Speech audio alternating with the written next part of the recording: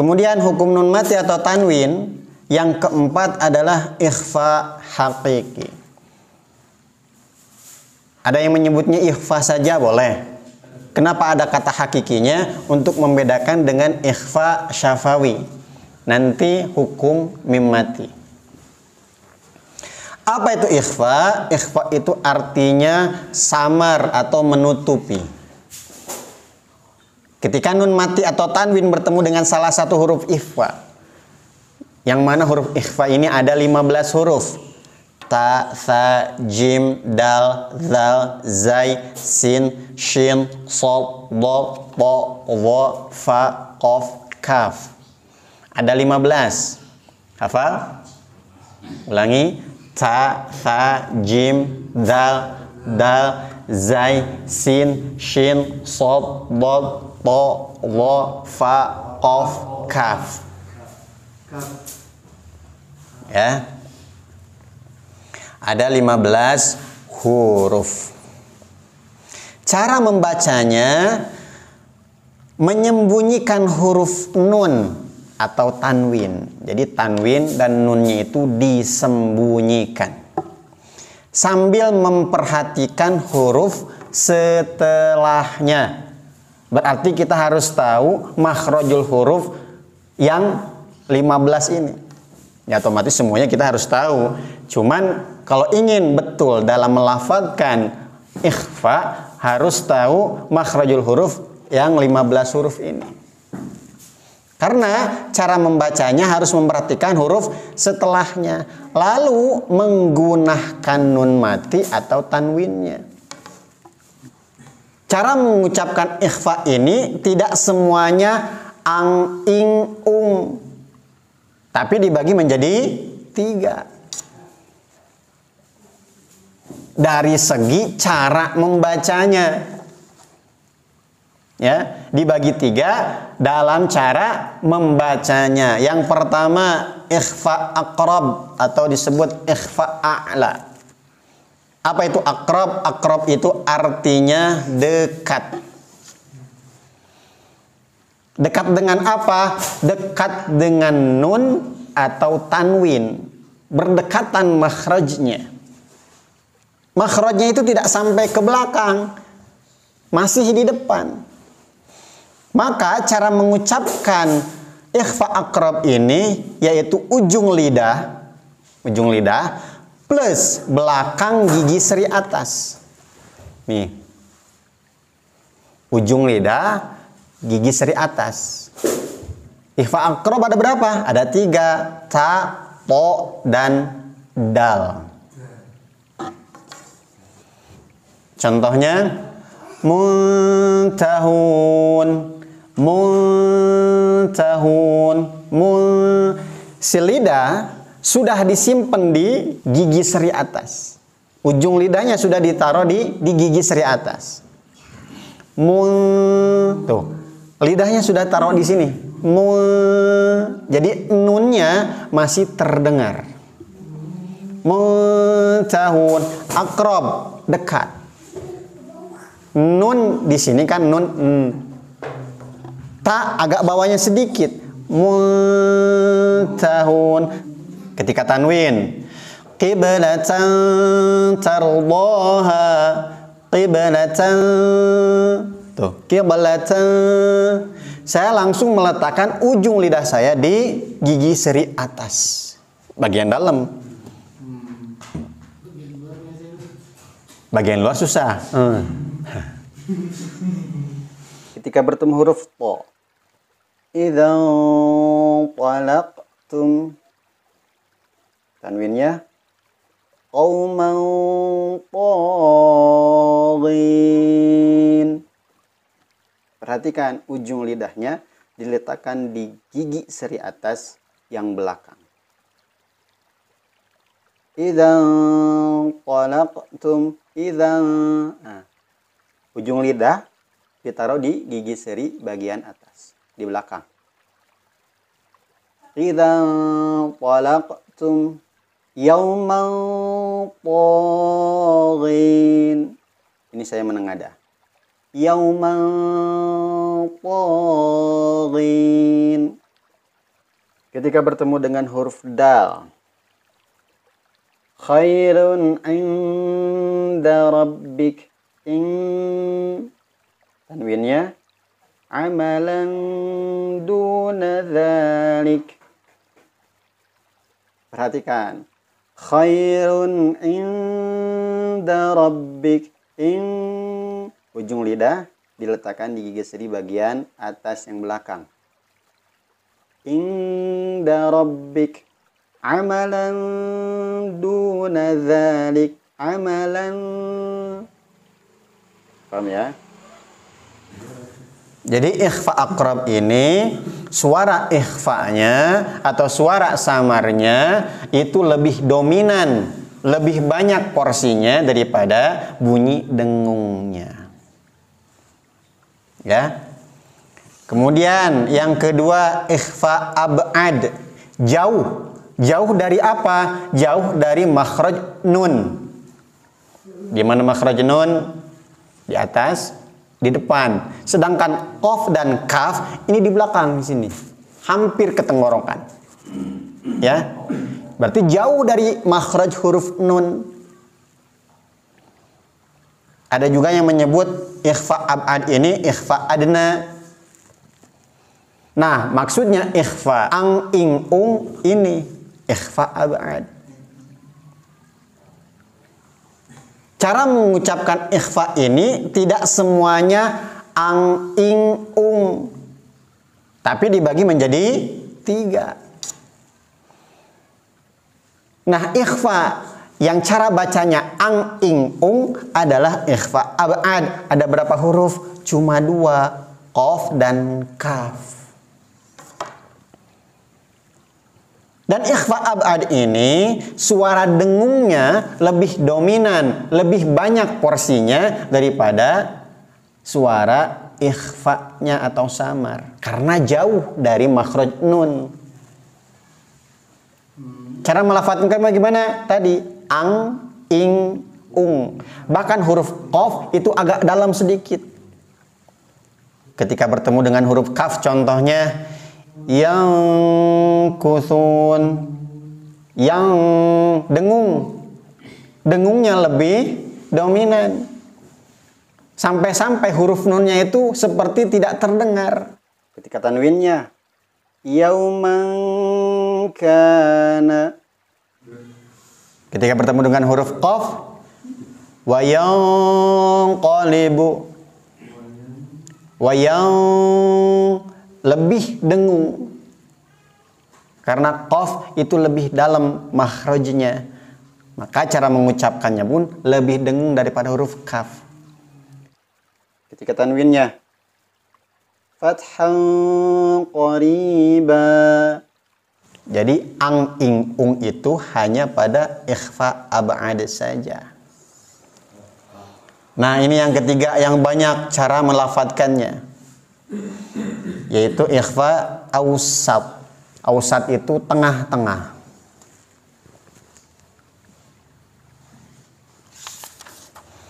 Awsat ini antara aqrab dan ab'ad. Antara yang makhrajnya dekat dan makhrajnya jauh.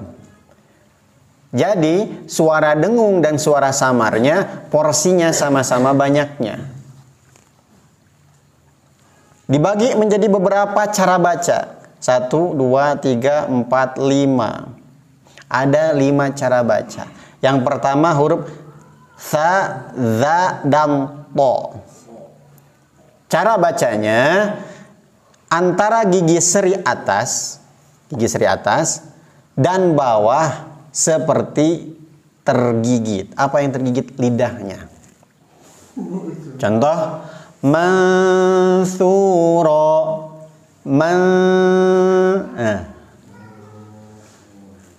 dengungnya terdengar, ikhfanya pun terdengar, nunnya terdengar sedikit-sedikit. Kita sudah persiapan huruf fa. Mansuro. Contoh yang tanwin ma'an sajjaja. Jadi antara dua gigi seri seperti tergigit lidahnya. Ya, di sini antara dua gigi seri. Manthura. Contoh ketika bertemu dengan huruf zal. Kunna munzirin. Tanwinnya yaumin dzi masghabah. Perhatikan, ujung lidahnya diletakkan antara gigi seri atas dan gigi seri bawah, seperti tergigit. Munzirin yaumin dzi masghabah. Jadi persiapan kepada huruf setelahnya. Jika bertemu dengan huruf dha, fanzuru. Tanwinnya dhillan dhalila. Perhatikan, fanzuru dhillan dhalila, dhillan dhalila. Kemudian yang kedua, ketika bertemu dengan huruf zai, sin, atau sad, cara melafadzkannya ujung lidah plus gigi seri bawah. Ujung lidah diletakkan di gigi seri bawah. Sekali lagi bagian dalam, kalau bagian luar susah. Za, huruf za itu ketika lidahnya ke bawah, maka ikhfanya pun seperti itu. Contohnya, Rabbi anzilni, si lidah sudah di bawah. Anzilni, bukan angzilni. Sekali lagi, yang ang, ing, ung hanya ikhfa ab'ad. Ketika tanwin bertemu dengan zai, contohnya ghulaman zakiya, ghulaman zakiya, ghulaman, lidah sudah di bawah. Ghulaman zakiya. Mafhum ikhwan? Ketika huruf sin, fala tansa. Tanwinnya basyaran sawiyya. Jadi fokuskan ujung lidah di gigi seri bawah. Tansa, ujung lidahnya sudah berada di gigi seri bagian bawah. Tansa basyaran sawiyya. Ketika bertemu dengan huruf shad, ansaddukum. Lidah sudah di gigi seri bagian bawah. Ansaddukum. Ketika tanwin, saffan saffa. Saffan, ujung lidah di gigi seri bagian bawah. Saffan saffa. Shin dan jim letaknya di mana? Letaknya di tengah lidah. Contohnya masyura, masyura, di tengah lidah. Karena huruf shin letaknya di situ. Ketika tanwin, abdan syakura, di tengah. Contoh huruf jim. Wal injil. Ketika tanwin, hubban jamma. Wal injil. Jadi suaranya itu keluar di tengah lidah. Fokuskan huruf nunnya atau tanwinnya di sini. Kan ada ujung lidah, ada tengah lidah, ada pangkal lidah. Huruf jim dan juga huruf shin ini keluarnya di tengah lidah, maka fokuskan suaranya di tengah lidah. Injil, hubban jamma. Fokusnya suaranya di tengah lidah. Hubban jamma. Bod. Di mana? Tepi lidah. Contohnya maudud. Maudud. Jadi cara baca ikhfa'nya di tepi lidah. Maudud, maudud, langsung ke samping. Ketika tanwin, au maudallin. Kemudian fa, gigi seri atas diletakkan di bibir bawah. Gigi seri atas di bibir bawah. Fa. Contohnya fanfiru, fanfiru, si gigi seri atas sudah diletakkan di bibir bawah. Fanfiru. Ketika tanwir, qitalin fi.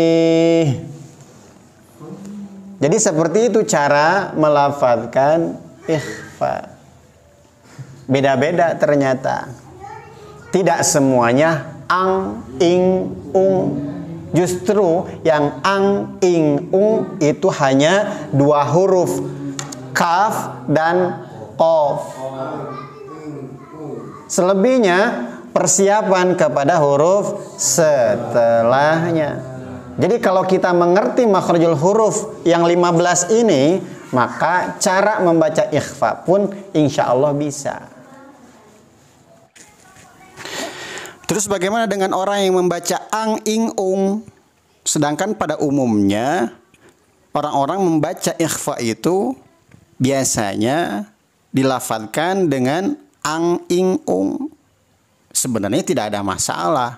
Tidak berdosa juga ketika membacanya seperti itu. Hanya saja kurang sempurna. Karena kesempurnaannya seperti tadi. Bacaannya masih dianggap betul, cuman kurang sempurna saja dalam pelafalannya. Toh ternyata di telinga kita itu hampir mirip antara yang disebutkan tadi dan juga bunyi ang, ing, ung. Hampir mirip. Lalu kenapa di sini tidak disebutkan di dalam idgham? Ada yang namanya idgham mithlan, idgham mutamatsilan, idgham mutaqariban. Tapi kenapa di ikhfa di sini saya langsung jelaskan semuanya? Karena ini masih hukum nun mati atau tanwin. Makanya langsung jelaskan di sini. Biguna, idgham bilaguna, ini masih hukum nun mati atau tanwin. Sedangkan idgham mithlan, mutamatsilan itu bukan hukum nun mati atau tanwin. Di dalam ikhfa pun ada yang belum saya jelaskan, yaitu ikhfa syafawi. Karena itu hukum mim mati, bukan nun mati atau tanwin. Bahkan di idhar pun ada yang namanya idhar syafawi. Tetapi itu hukum mim mati.